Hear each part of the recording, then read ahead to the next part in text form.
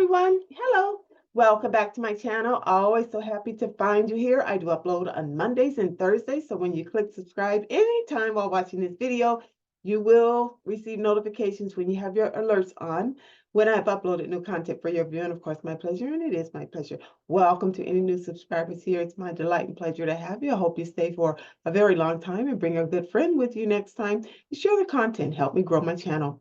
As you can see my backdrop, we're right in the middle of Kwanzaa. And following this, I am going to upload probably after this. So I did say following this. My Kwanzaa video from last year, where I am just really speaking about the principles of Kwanzaa, and it's not necessary to re-record that because the information is the same. What I'm wanting to share today is how I shared what Kwanzaa is with a few other people, actually. But in particular, just yesterday, I shared it with a young woman. Well, she said she's 21 years old, who is not of African American heritage. And she was just delighted and wanted to know more about it. So I think it's incumbent upon us as African Americans, Black in America, and even abroad to share what the concept, what the principles, what the day is all about. And it's not a day, it's 7 days from the day after Christmas until New Year's Day, where there's a principle celebrated every day as to how we are to recognize and embrace our heritage. So having said that, first of all, to me, things come to you when the awareness comes to you. These are just my overall understanding of when things really connect with you. So having said that, a few years ago, I was watching a master class on Oprah, and it was Miss Cicely Tyson, rest in peace. And in her interview, she shared that when she was first coming to Hollywood, how they wanted to change her, how they didn't want her to be so African American looking, so Black American looking, so Blackish. And they wanted to straighten her hair and they wanted to lighten her skin. And she was really pushing back on that. Now, this was at a time where there weren't as many privileges for Blacks in Hollywood. But she would try and offer to the executives, the producers, or whatever she was working on, that to stay true to the culture so it could appear more believable. But they were trying to sell a different image than what she was offering. And it came to her after so many years, the understanding of the misunderstanding of us as a people. And whereas Hollywood, and in her words, white people in general, she said, seem to think all Blacks are all alike. Well, this is nonsense. But this was her interview.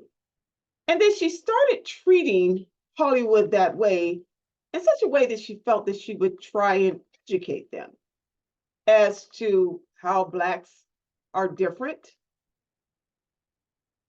as any other race.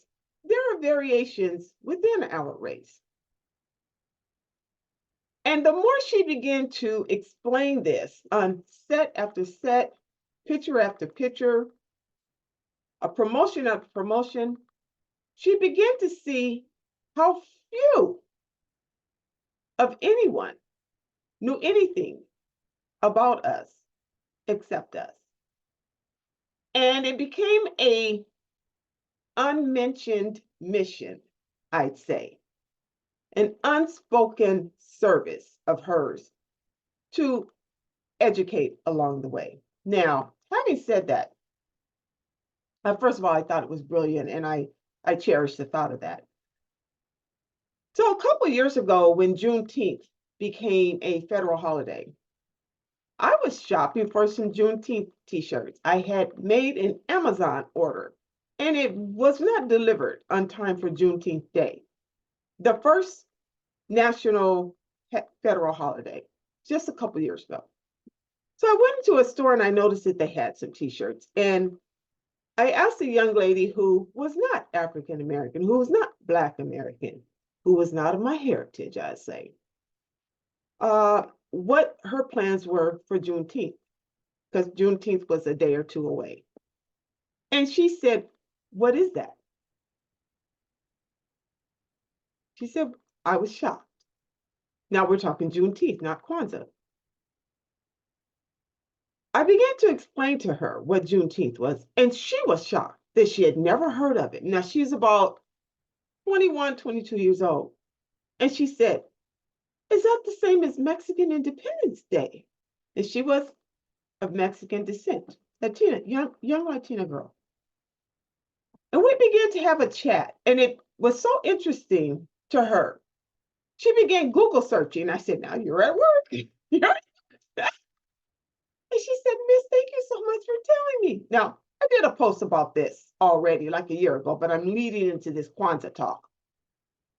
"Oh, thank you so much for telling me. Why don't they teach us this in school?" And I said, well, to myself, I said, huh, you're preaching to the choir. We've been trying for years to get schools and colleges to teach the truth about African American history. You're preaching to the choir. So there she was, and she was so excited, and she started Googling, and she went to her lunch break, and I'm in line now because I had other shopping to do. So I was still shopping. I was at the beginning of my shopping when I approached her, and she was on her way to lunch. I see her out there when I finish my transaction, and I'm leaving, and she's coming back from lunch, and she says, "Miss, thank you so much. I spent my lunch break Googling this." She had Googled so much about Juneteenth, and she was just delighted that she learned about this and that it was coming up and she wanted to do something. I was touched by that. Now, having said that,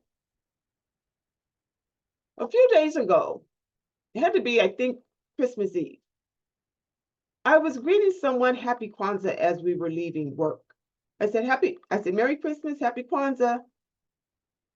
And one of the employees came over to me and she said, "Sheri, I've been hearing you say that. What is Kwanzaa?" And there I was again with the same opportunity, just like I had a couple years ago with this young lady about Juneteenth. And the young lady in front of me was of the same age and of the same heritage and of the same inquiry minds want to know. So I just briefly began telling her we're standing in the parking lot to go home Christmas Eve and be off of work the next day and the day after for the holiday. There she was wanting to know, and she was the same thing. Why hadn't I ever heard of it? What is it? Thank you so much for telling me this. It's a wonderful holiday. So there's a different candle. There's the candles back there. There's a different candles, and there's a principle. She said, "That's spiritual." That's spiritual. And I said, "Yes, it is." So I'm saying all of this to us today to say, since they ain't teaching it in school, we may have to share what we know. As limited if, of we as limited that we might know, we can help someone else though and grow. Because I'm no scholar on Kwanzaa, I'm no scholar on Juneteenth, but I know enough to say that it's very important to my heritage. It's very important that it's celebrated. It's very important that we're recognized as a people with a variety of backgrounds and not as the same. It's very important that people see us as a people who complement a country and has contributed to a country in such a way that it would be extremely different without our contribution. These things are important to me. They're important to me, they're vital to me, they're imperative to me, but they're not at all about race relations to me. It's just about my peoplehood.